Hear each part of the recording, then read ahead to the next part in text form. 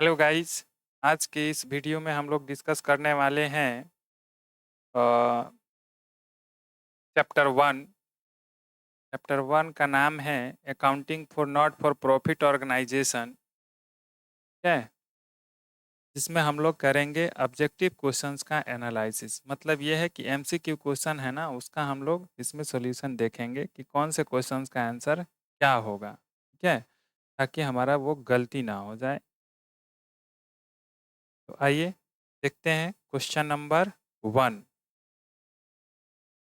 पहला क्वेश्चन दे रहा है, कह रहा है पुराने अखबारों की बिक्री है। Sale of old newspaper is. Option A है पूंजीगत प्राप्ति, जिसको कैपिटल रिसिप्ट बोलते हैं। ऑप्शन बी है आयगत प्राप्ति, जिसको रेवेन्यू रिसिप्ट बोलते हैं। ऑप्शन सी है संपत्ति, जिसको एसेट बोलते हैं। ऑप्शन डी है लाभ, प्रॉफिट बोलते हैं। राइट, तो इनमें से आंसर कौन सही होगा? इस आपका सही आंसर है option number B. Option B सही है। क्यों? क्योंकि ओल्ड न्यूज़पेपर का जो सेलिंग होता है ना, वो हम लोग मंथली कर सकते हैं। ठीक है, 15 डेज पे कर सकते हैं, 2 मंथ्स के बाद कर सकते हैं। मतलब ये जो सेल हो रहा है ना न्यूज़पेपर का, ओल्ड न्यूज़पेपर का, तो ये क्या है भाई?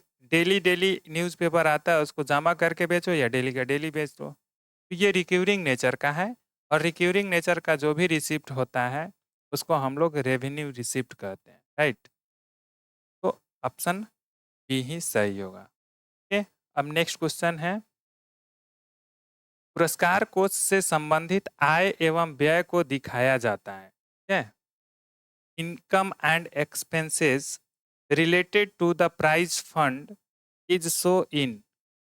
कहाँ शो किया जाता है? ठीक है, तो आय ऑप्शन ए में दिया हुआ है आय एवं व्यय खाते में, income and expenditure account. Option B में दिया है चिट्ठे के संपत्ति पक्ष में, asset side of the balance sheet. Option D में दिया है चिट्ठे के दायित्व पक्ष में, liability side of the balance sheet. Option D में दिया है कैश अकाउंट। ठीक है, तो अब आपको इसका आंसर देखना है कि भाई जो भी फंड है ना, फंड को हम लोग बैलेंस शीट के लाइबिलिटी साइड में दिखाते हैं। और एक ये भी है कि फंड रिलेटेड अगर अकाउंटिंग करते हैं ना, फंड बेस्ड अकाउंटिंग में हम लोग फंड से रिलेटेड इनकम को फंड में ही ऐड करते हैं और फंड से रिलेटेड एक्सपेंसेस को फंड में से माइनस करते हैं। राइट, तो जहाँ पे होगा वहीं पर हम लोग उसको शो करेंगे। तो फंड को हम लोग बैलेंस शीट के लाइबिलिटी साइड में शो करते हैं। तो ऑप्शन नंबर क्या हो जाएगा?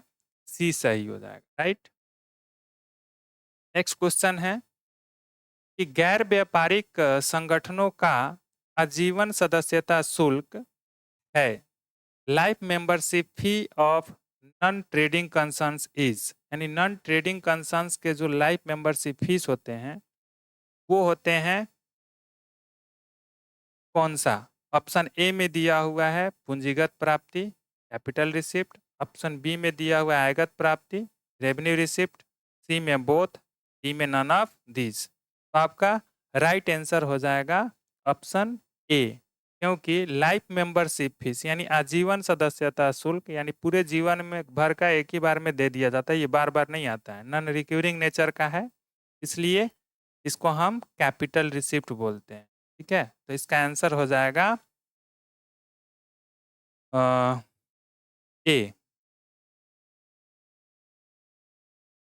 फोर का वसीयत यानी रिक्त को माना जाना चाहिए। Legacy should be treated as. ठीक है, एसेट। ऑप्शन ऑप्शन ए में है एसेट, ऑप्शन बी में है रेवेन्यू रिसिप्ट, ऑप्शन सी में है कैपिटल रिसिप्ट, ऑप्शन डी में है नन ऑफ दीज। ठीक है, तो लेजेसी का मतलब होता है कि कोई मृत व्यक्ति है यानी कोई मरने वाला व्यक्ति है, तो वो अपने मरने के बाद किसी नाम पर यानी किसी के नाम पर जब वो कर देता है तो वो लेजेसी कहलाता है। तो आदमी जीवन भर में एक ही बार करता है वो लेजेसी, लेजेसी बार बार कर नहीं सकता है। ठीक है, तो इस तरह के ये नॉन रिकवरिंग नेचर का हो गया, इसलिए इसको हम लोग बोलते हैं कैपिटल रिसिप्ट, और इसको हम लोग शो करते हैं बैलेंस शीट के लाइबिलिटी साइड में। नेक्स्ट क्वेश्चन है, सचिव को मानदेय का भुगतान है। Payment of honorarium to secretary is treated as capital expenditure, option A है। ऑप्शन बी में रेवेन्यू एक्सपेंडिचर, ऑप्शन डी में बोथ, सी में बोथ, और ऑप्शन डी में नॉन ऑफ दीज। ठीक है, तो payment of honorarium to secretary, secretary को अगर हम पेमेंट करते हैं मानदेय, तो मानदेय कई बार पेमेंट किया जाता है, इसलिए ये रेवेन्यू एक्सपेंसेस होता है। ऑप्शन ए सही, सॉरी ऑप्शन नंबर बी सही हो जाएगा, यानी आपका आंसर बी है सही आंसर। नेक्स्ट क्वेश्चन, विशिष्ट दान है। ठीक है, स्पेसिफिक डोनेशन इज, देखिए स्पेसिफिक पर्पस के लिए कोई भी फंड आता है, कोई भी रिसिप्ट होता है, वो क्या होता है, कैपिटल रिसिप्ट होता है। ठीक है, तो यहाँ आपका ऑप्शन ए है कैपिटल रिसिप्ट, ऑप्शन बी है रेवेन्यू एक्सपेंडिचर, और ऑप्शन सी है asset, none of these option D में है। राइट, तो आपका राइट आंसर हो जाएगा, सही आंसर होगा ऑप्शन ए। ये विशिष्ट दान जो भी है वो कैपिटल रिसिप्ट कहलाता है। सीधे डोनेशन का बात करें, नॉर्मल डोनेशन, तो हो जाएगा ये रेवेन्यू रिसिप्ट, लेकिन स्पेसिफिक डोनेशन बात कर रहा है तो वो हो जाएगा कैपिटल रिसिप्ट। नेक्स्ट क्वेश्चन है आपका 7। अब इसमें कह रहा है कि आय व्यय खाता में लेखा किए जाने वाले लेन देन होते हैं। Income and expenditure account records transaction of, यानी इनकम एंड एक्सपेंडिचर अकाउंट में कौन से ट्रांजैक्शन को रिकॉर्ड किए जाते हैं। तो यहाँ पर दिया है ऑप्शन ए में कैपिटल नेचर का आइटम्स हो, दूसरा बी में दिया हुआ है रेवेन्यू नेचर, सी में दिया हुआ है बोथ, डी में दिया हुआ है नन ऑफ दीज। तो आपका राइट आंसर होगा ऑप्शन नंबर बी, यानी ऑप्शन बी राइट आंसर है, क्योंकि इनकम एंड एक्सपेंडिचर अकाउंट में ओनली रेवेन्यू आइटम्स को ही रिकॉर्ड किया जाता है, वो भी रिलेटिंग टू करेंट ईयर, खाली करेंट ईयर से रिलेटेड आइटम्स को ही रिकॉर्ड किए जाते हैं। ठीक है, नेक्स्ट क्वेश्चन है बकाया चंदा है, यानी outstanding subscription is income, option A में है, ऑप्शन बी में एसेट, ऑप्शन सी में लाइबिलिटी, ऑप्शन डी में नन ऑफ दीज। राइट, तो आउटस्टैंडिंग सब्सक्रिप्शन, सब्सक्रिप्शन मिलता है तो हमारे लिए इनकम है, और वो मिला नहीं है, यानी एक्रूड है, आउटस्टैंडिंग है, मिला नहीं है। राइट, तो जब नहीं मिला है तो वो हमारा एसेट कहलाएगा। नेक्स्ट क्वेश्चन है, यदि स्पष्टतया कुछ न दिया हो तो प्रवेश शुल्क को माना जाना चाहिए, यानी entrance fee unless otherwise stated is treated as, entrance fee यानी एंट्री होता है तो सबको एंट्री करता है, कई बार करता है, इसलिए उसको हम लोग रेवेन्यू रिसिप्ट मानते हैं। ठीक है, कौन सा रिसिप्ट, रेवेन्यू रिसिप्ट। क्वेश्चन 10 है, एक क्लब द्वारा प्राप्त आजीवन सदस्यता शुल्क है life membership fees received by a club, यानी एक क्लब के द्वारा लाइफ मेंबरशिप फीस रिसीव किया जाता है तो उसे क्या कहते हैं। ऑप्शन ए में है रेवेन्यू रिसिप्ट, ऑप्शन बी में है कैपिटल रिसिप्ट, ऑप्शन सी में है बोथ, ऑप्शन डी में है नन ऑफ दीज। तो आपका राइट आंसर होगा ऑप्शन बी, क्योंकि जो भी लाइफ मेंबरशिप फीस है वो कैपिटल रिसिप्ट होता है, और जीवन भर में, जीवन भर के लिए एक ही बार फी दे दिया जाता है, उसको हम लोग लाइफ मेंबरशिप फीस बोलते हैं। जब हम क्लब में मेंबरशिप लेना चाहते हैं तो पूरे लाइफ टाइम के लिए अगर हम पेमेंट कर दे रहे हैं तो उसको लाइफ मेंबरशिप फीस बोलते हैं, और वो एक ही बार होता है, इसलिए उसको कैपिटल नेचर का कहा जाता है, यानी नॉन रिक्यूरिंग नेचर के जो भी आइटम्स होंगे उसको क्या बोला जाता है, तो कैपिटल रिसिप्ट या capital item. Right, next question है, पूंजीगत प्रकृति की सभी, पूंजीगत प्रकृति की सभी प्राप्तियां दिखाई जाती है। All receipts of capital nature are सो इन, यानी जितने भी कैपिटल नेचर के रिसिप्ट होते हैं उनको शो किया जाता है कहाँ पे। ऑप्शन ए दिया है income and expenditure account, option B दिया है बैलेंस शीट, ऑप्शन सी दिया है पीएल अकाउंट, ऑप्शन डी दिया है नन ऑफ दिस। तो आपका answer right answer option B है। ठीक है, क्योंकि इनकम एंड एक्सपेंडिचर में रेवेन्यू आइटम्स को रेवेन्यू नेचर के जो रिसिप्ट होते हैं उसी को शो करते हैं। पीएल अकाउंट में भी रेवेन्यू आइटम्स ही रिकॉर्ड होते हैं। तो बैलेंस शीट बच गया, बैलेंस शीट में इसको शो करते हैं। नेक्स्ट क्वेश्चन है, आयगत प्रकृति के सभी मदें दिखाई जाती है। All items of revenue in nature are so in income and expenditure account. Right answer हो जाएगा इसका। नेक्स्ट, आयगत प्रकृति की सभी मदें दिखाई जाती है। All items of revenue in nature are सो इन, ये क्वेश्चन रिपीट हो गया है, ठीक है। राइट आंसर है ए, इनकम एंड एक्सपेंडिचर अकाउंट में शो किया जाएगा। ठीक है, नेक्स्ट क्वेश्चन है, गैर व्यापारिक संस्थाओं से देयताओं पर संपत्तियों के अधिक को कहते हैं। यहाँ पे मिस्टेक हुआ है। गैर व्यापारिक संस्थाओं में देयताओं पर परिसंपत्तियों के अधिक को कहते हैं, क्या कहते हैं इसको इंग्लिश में? The excess of asset over liability. Excess of asset over liability in non trading concern is treated as capital fund. क्या होता है? कैपिटल फंड, यानी ऑप्शन ए आपका सही है। नेक्स्ट क्वेश्चन है, एक क्लब द्वारा प्राप्त अग्रिम चंदे को चिट्ठे के किस पक्ष में दिखाया जाता है? Subscription received in advance by a club are show on which side of the balance sheet. यानी जब भी सब्सक्रिप्शन एडवांस में होता है तो उसको लाइबिलिटी माना जाता है और लाइबिलिटी साइड में शो किया जाता है। तो एडवांस सब्सक्रिप्शन को लाइबिलिटी साइड में शो करते हैं। तो राइट आंसर हो जाएगा आपका बी। ठीक है, नेक्स्ट क्वेश्चन है, निम्न में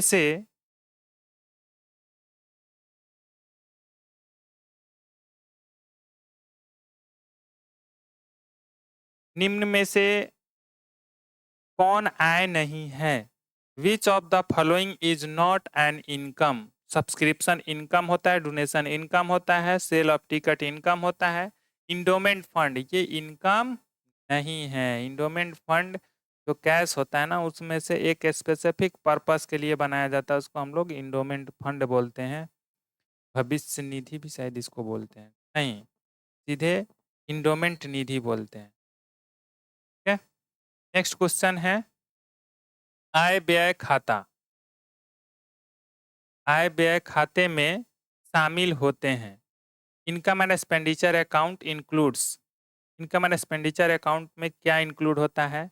तो रेवेन्यू आइटम ऑप्शन ए है, कैपिटल आइटम बी है, ऑप्शन सी में बोथ है, नन ऑफ दीज है डी में। तो इसका राइट आंसर हो जाएगा ऑप्शन नंबर ए। नेक्स्ट क्वेश्चन है, गैर व्यापारिक संगठन के, गैर व्यापारिक संस्थाओं के सॉरी गैर व्यापारिक संस्थान में अधिकांश लेन देन होते हैं। देखिए लेन देन, सिंपल लेन देन पूछे तो नगद और उधार दोनों होता है, यानी कैश एंड क्रेडिट दोनों ट्रांजैक्शन होते हैं, बट अधिकांश पूछ रहा है। ठीक है, must transaction in non trading concerns, तो मस्ट ट्रांजैक्शन जो होते हैं ना वो नगद में होता है, यानी इन कैश में होता है। राइट, तो इसका ऑप्शन नंबर ए सही है। लाभ न कमाने वाली संस्था का मुख्य उद्देश्य होता है, the main object of non profit organisation is to earn the profit, to serve the society, to prepare profit and loss account, all of the above. तो देखिए यहाँ पर जो लाभ नहीं कमाने वाली जो संस्थाएं होती है, ठीक है, नॉन प्रॉफिट ऑर्गेनाइजेशन होती है, वो टू सर्व द सोसाइटी, यानी सोसाइटी के सेवा करने के पॉइंट ऑफ व्यू से स्थापित होती है, यानी उसका मेन उद्देश्य सोसाइटी का सेवा देना। ठीक है, तो ऑप्शन नंबर बी सही हो जाएगा इसका। नेक्स्ट क्वेश्चन है कि एक संस्था द्वारा प्राप्त चंदा है, subscription received by an organisation is.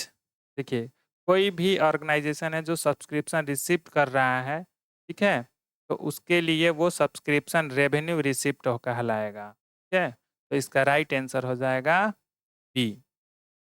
Next, एक क्लब द्वारा प्राप्त प्रवेश शुल्क को माना जाता है, एक क्लब द्वारा प्राप्त प्रवेश शुल्क को माना जाता है। Entrance fee received by a club is treated as revenue receipt.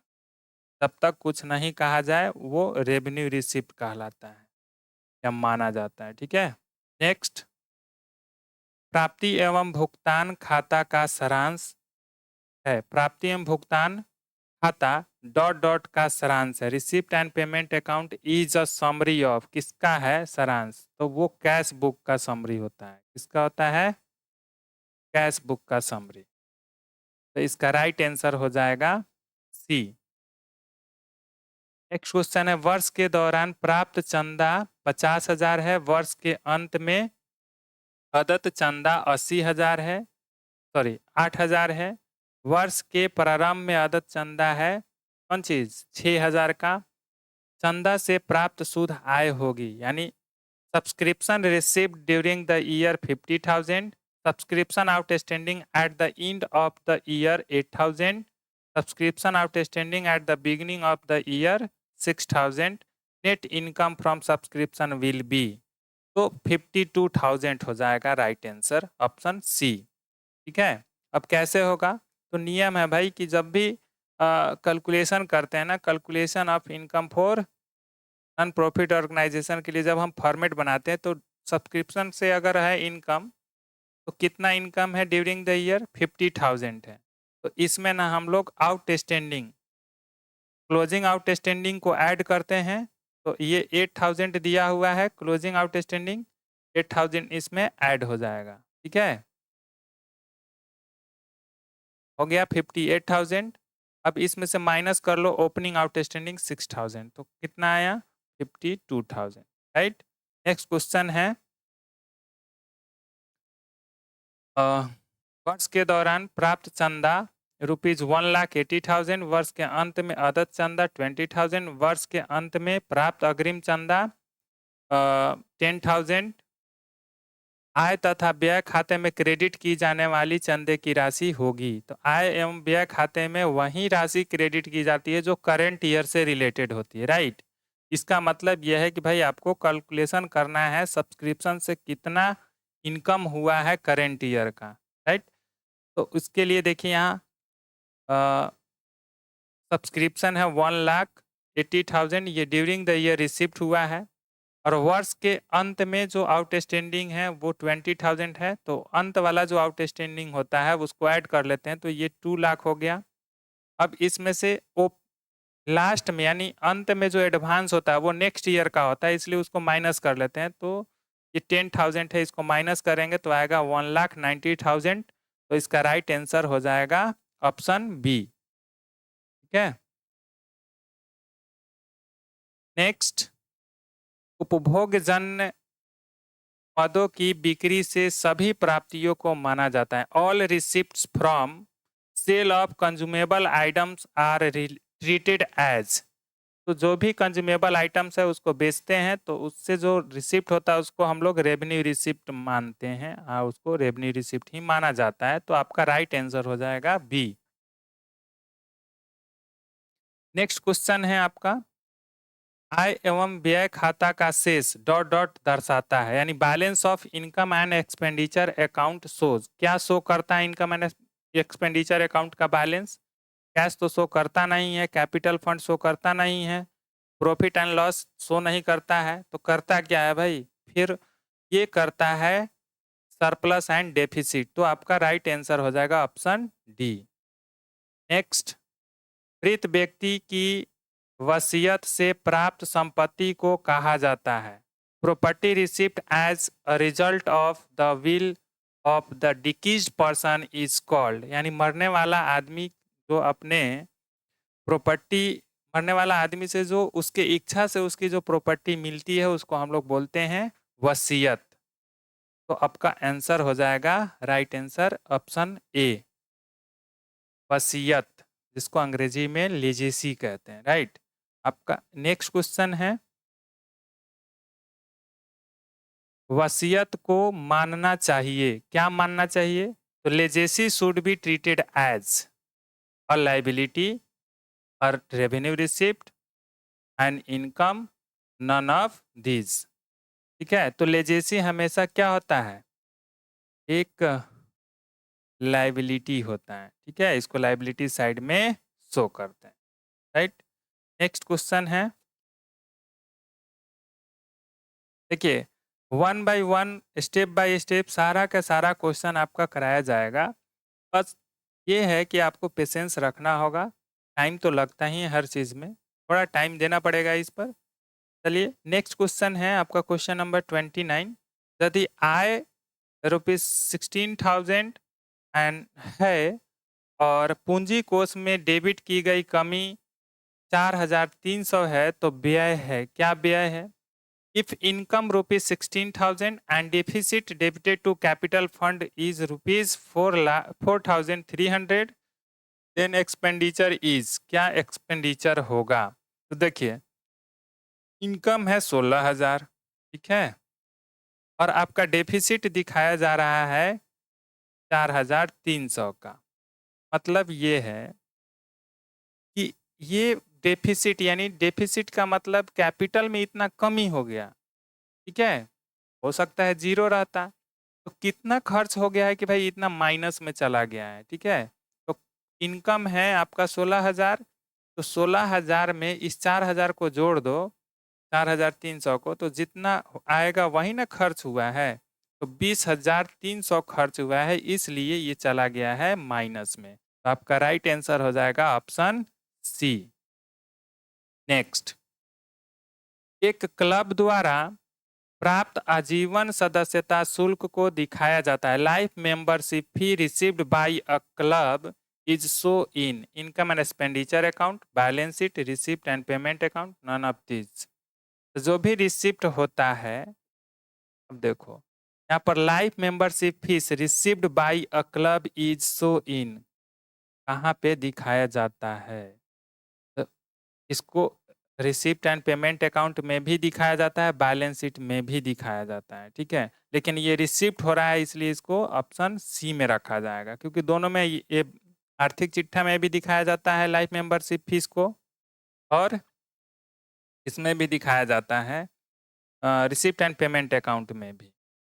तो आपका शो करना है कहाँ पे शो, इसमें तो रिसिप्ट हो गया, रिसिप्ट एंड पेमेंट अकाउंट में रिसिप्ट हो गया, लेकिन उसको शो किया जाता है, दिखाया जाता है। ठीक है, रिसिप्ट एंड पेमेंट अकाउंट में तो कोई भी चीज़ मिलता है तो उसको हम लोग रिकॉर्ड करते हैं, लेकिन उसको शो कहाँ करा जाएगा? तो इसको शो किया जाएगा बैलेंस शीट में। इसमें बैलेंस शीट आपका राइट आंसर होगा, बैलेंस शीट, यानी ऑप्शन बी। नेक्स्ट, एक गैर व्यापारिक संस्था के लिए मानदेय का भुगतान होता है। For non trading organisation honorarium is revenue expenditure, option B सही है आपका। क्वेश्चन नंबर 32, प्राप्ति और भुगतान खाता है। Receipt and payment account is a personal account, real account, nominal account, none of this. ठीक है, तो receipt and payment account real account होता है, तो आपका राइट आंसर ऑप्शन ई है। ठीक है, रियल अकाउंट। नेक्स्ट, आय व्यय खाता है। Income and expenditure account is nominal account, तो राइट आंसर आपका हो जाएगा सी। नेक्स्ट क्वेश्चन है, निम्न में से कौन लाभ न कमाने वाली संस्था है? Which of the following is not a non for profit organisation? निम्न में से कौन लाभ न कमाने वाली संस्था नहीं है? Which of the following is not a not for profit organisation. ठीक है, तो कॉलेज है not for profit organisation, sport club है not for profit organisation, Maruti Udyog not for profit organisation नहीं है, क्योंकि ये प्रॉफिटेबल ऑर्गेनाइजेशन है, तो ऑप्शन सी हो जाएगा सही। नेक्स्ट क्वेश्चन है कि प्राप्ति एवं भुगतान खाता समानतया दर्शाता है। Receipt and payment account generally indicates क्या है, surplus, capital fund, debit balance, credit balance. तो नॉर्मली ये डेबिट बैलेंस को शो करता है। तो आपका राइट आंसर ऑप्शन सी हो जाएगा। नेक्स्ट क्वेश्चन है आपका, आय व्यय खाता समानतया दिखाता है। Income and expenditure account generally indicates क्या इंडिकेट करता है, तो सरप्लस एंड डेफिसिट को इंडिकेट करता है। तो आपका right answer option B sorry A हो जाएगा। ठीक है, नेक्स्ट क्वेश्चन है, विशेष उद्देश्य के लिए प्राप्त दान दिखाई जाएगी, यानी donation receipt for specific objective will be show, मतलब कहाँ शो किया जाएगा। तो स्पेसिफिक है इसलिए इसको बैलेंस शीट में लाइबिलिटी साइड में शो किया जाएगा, यानी राइट आंसर आपका ऑप्शन बी हो जाएगा, on liability side of balance sheet. ठीक है, नेक्स्ट क्वेश्चन है आपका कि गैर व्यापारिक संस्थाओं में देयताओं पर परिसंपत्तियों के अधिक को कहते हैं। Excess of asset over liabilities in non trading concern is treated as capital fund. इसको पूंजी निधि कहते हैं। ऑप्शन ए आपका सही है। नेक्स्ट क्वेश्चन है, गैर व्यापारिक संस्थाओं में व्यय पर आय की अधिकता को कहा जाता है। In non trading concerns excess of income over expenditure is called surplus. Right answer आपका बी है। नेक्स्ट, लाभ न कमाने वाली संस्थाओं में व्यय की आय पर अधिकता को कहा जाता है। In not for profit organisation excess of expenditure over income is called deficit. Right answer आपका हो जाएगा ऑप्शन सी, जिसको कमी या घाटा कहा जाता है। ठीक है, कि एक्सपेंस ज़्यादा है और इनकम कम है, तो खर्चा ज़्यादा और इनकम कम तो कम ही हो जाएगा। ठीक है, नेक्स्ट क्वेश्चन है आपका,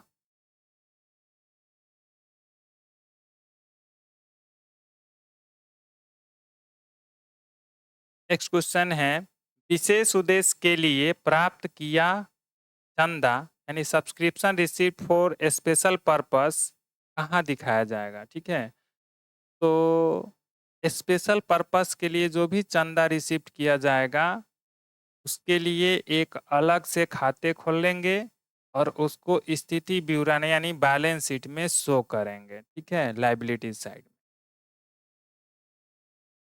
तो should be credited to separate account and show in the balance sheet. Balance sheet में शो किया जाएगा, लेकिन ये स्पेसिफिक पर्पस के लिए जो मिला हुआ है वो लाइबिलिटी होता है, इसलिए लाइबिलिटी साइड में शो किया जाएगा। यहाँ क्लियर नहीं है बट आपको बता दिया जा रहा है। तो आपका राइट आंसर हो जाएगा ऑप्शन बी। नेक्स्ट है, निम्न में से कौन सी मद प्राप्ति एवं भुगतान खाते में जाएगी। Out of the following items which one is show in the receipt and out of the following items which one is show in the receipt and payment account. Outstanding salary, depreciation. देखिए, receipt and payment account में वही item को show किया जाता है जो cash में receipt हुआ हो या कैश में पेमेंट हुआ हो। तो आउटस्टैंडिंग सैलरी कैश में है नहीं, डिप्रिसिएशन कैश में होता नहीं है, एक्रूड सब्सक्रिप्शन भी कैश में नहीं होता है, लाइफ मेंबरशिप फीस वो कैश में रिसिप्ट होता है, इसलिए इसको रिसिप्ट एंड पेमेंट अकाउंट में शो किया जाएगा। नेक्स्ट क्वेश्चन है आपका कि पूंजी कोष यानी कैपिटल फंड इज इक्वल क्या होता है। तो कैपिटल फंड टोटल एसेट में से लायबिलिटीज को घटा देते हैं तो कैपिटल फंड आता है। तो आपका राइट आंसर हो जाएगा ऑप्शन बी। नेक्स्ट क्वेश्चन है, चालू वर्ष के दौरान अग्रिम प्राप्त चंदे हैं। Subscription received in advance during the current year is, यानी कोई करेंट ईयर में सब्सक्रिप्शन एडवांस में रिसिप्ट होता है तो उसको हम लोग क्या बोलते हैं, लाइबिलिटी बोलते हैं। आपका आंसर हो जाएगा ऑप्शन सी। नेक्स्ट क्वेश्चन है कि गैर व्यापारिक संस्थाओं के अधिकांश लेन देन, क्या बोले कि अधिकांश लेन देन, ये मैटर करता है। अधिकांश जब भी पूछे तो वो कैश हो जाएगा, और सीधे नॉर्मल पूछे कि गैर व्यापारिक संस्थाओं के लेन देन होते हैं तो नगद एवं उधार दोनों होता है, ठीक है। लेकिन जहां पर वर्ड अधिकांश लगा हो तो वहां पे आंसर आपका हो जाएगा ऑप्शन नंबर ए, यानी नगद होता है, ठीक है। नेक्स्ट क्वेश्चन है, आय व्यय खाता में लिखा जाता है। Income and expenditure account records किस चीज को रिकॉर्ड करता है? तो all cash receipt and payment को, all credit receipt and payment को, all cash and credit receipt and payment को, इनमें से कोई नहीं, ठीक है।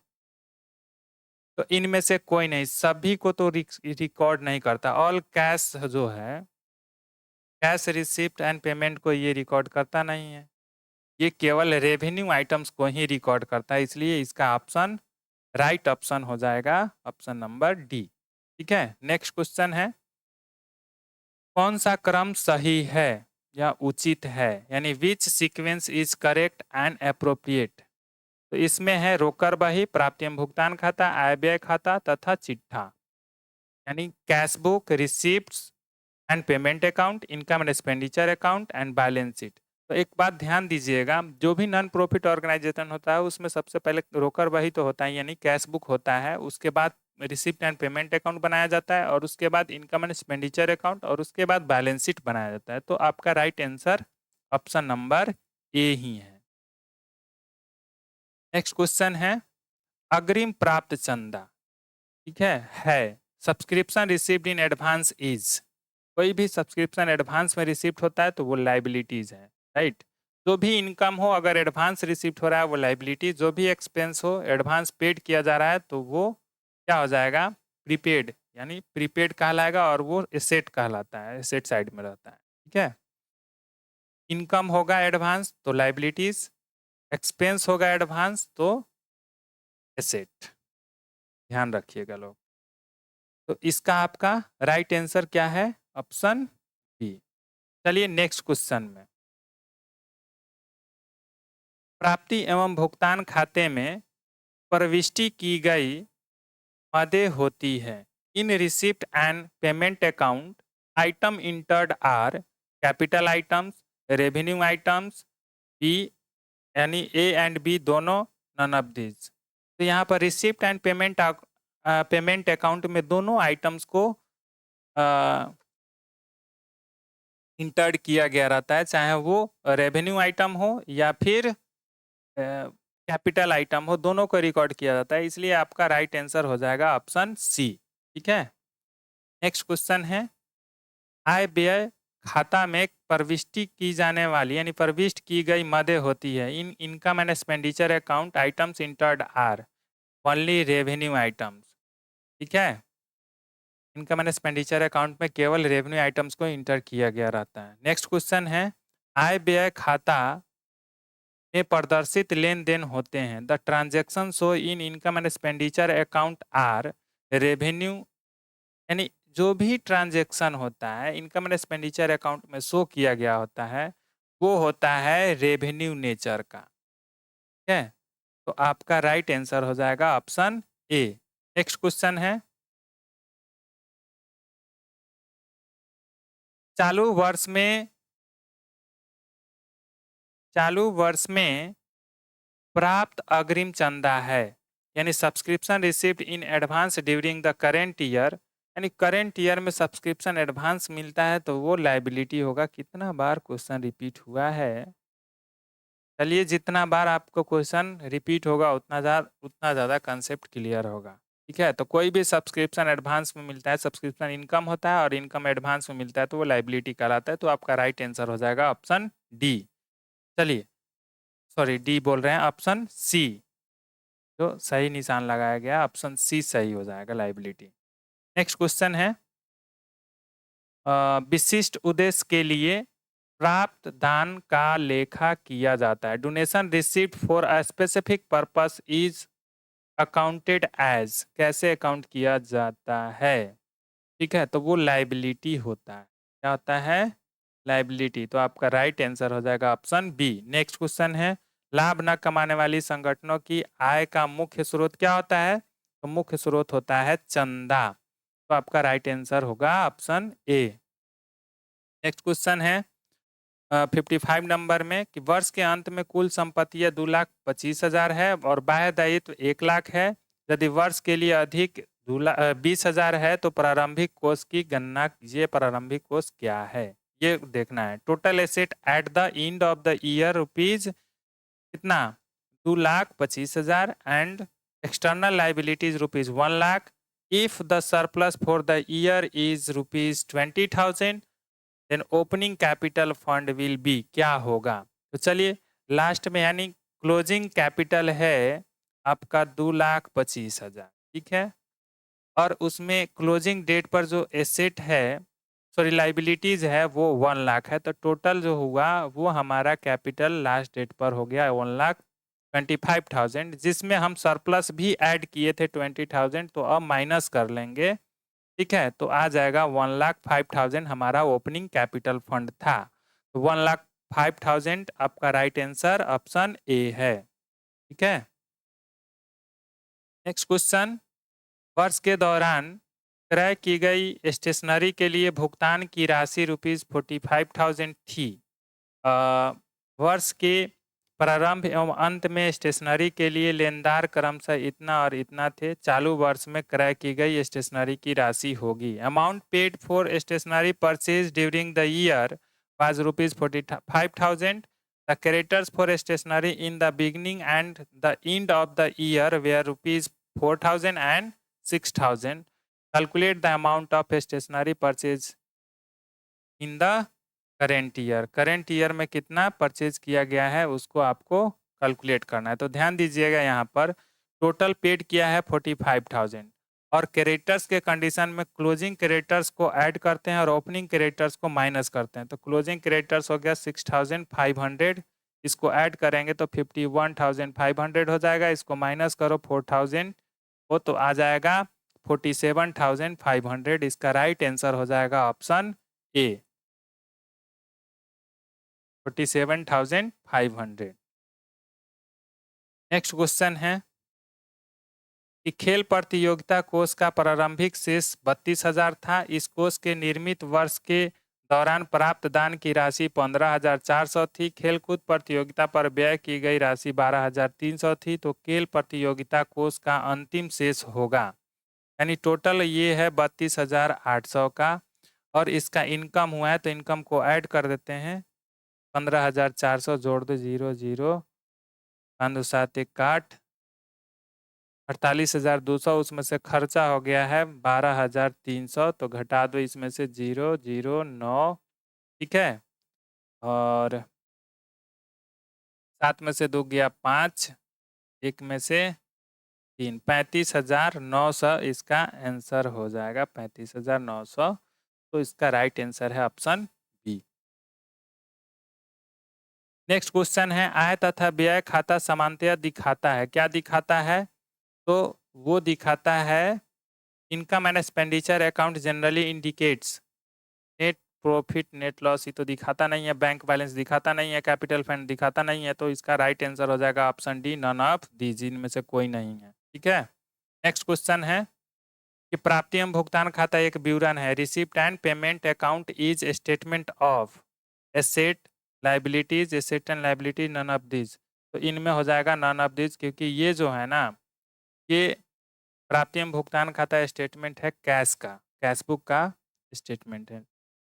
नेक्स्ट क्वेश्चन है आजीवन सदस्यता शुल्क life membership fee is liability income expense earn balance. तो लाइफ मेंबरशिप फीस लाइबिलिटी होता है। तो ऑप्शन इसका हो जाएगा राइट ऑप्शन ए।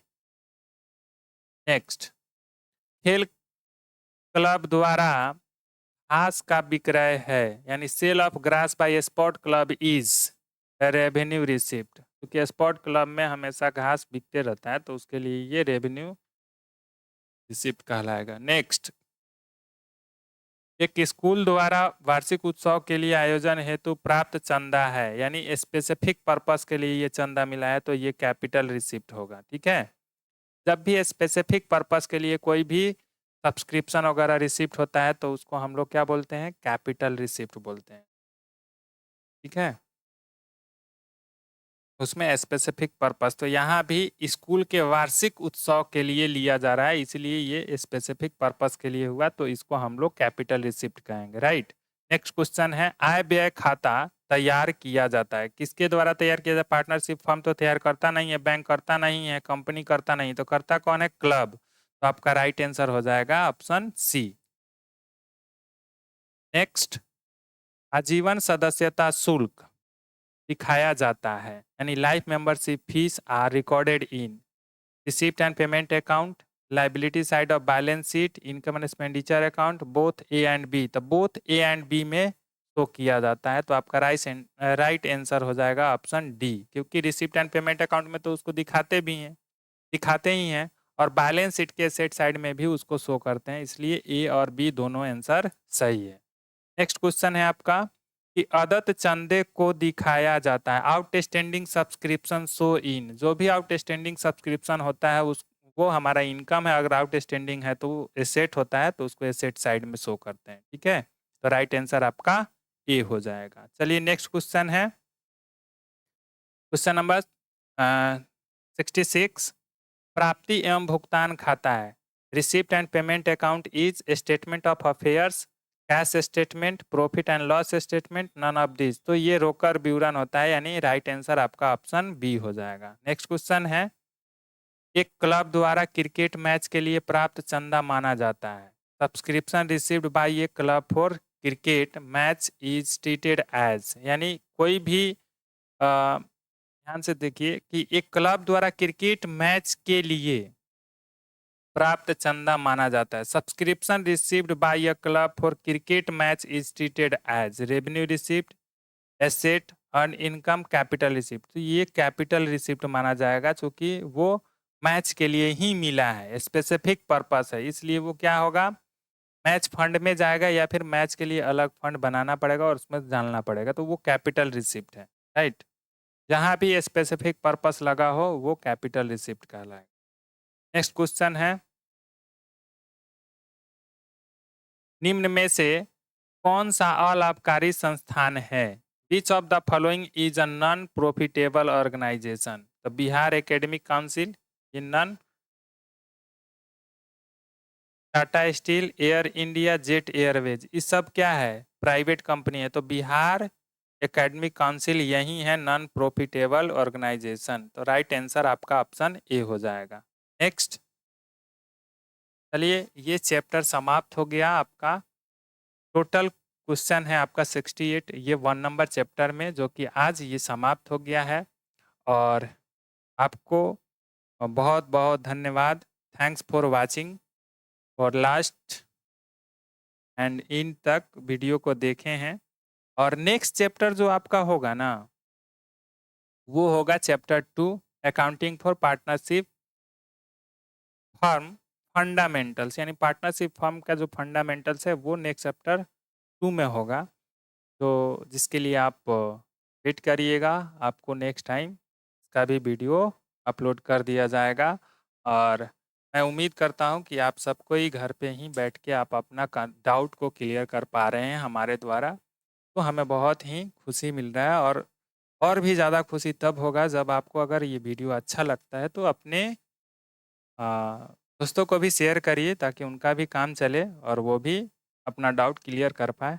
आज के लिए इतना ही, मिलते हैं फिर नेक्स्ट वीडियो में, तब तक के लिए बाय, थैंक यू।